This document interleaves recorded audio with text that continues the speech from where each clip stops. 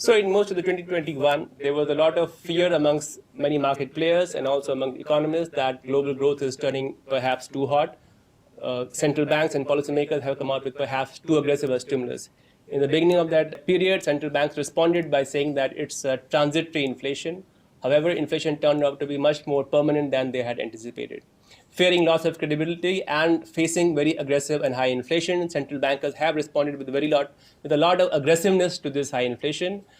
Pretty much across the board, we are seeing a big hawkishness from central banks. Policy after policy, central banks are surprising markets in terms of their ferocity in fighting inflation.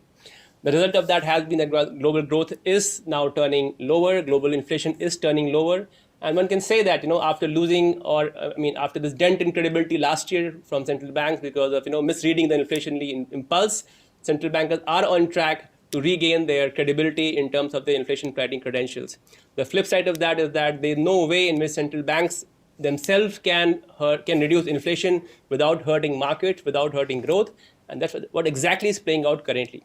One can be hopeful that, once the war over this inflation is won, things will turn out to be more normal and both markets and economies can breathe lighter.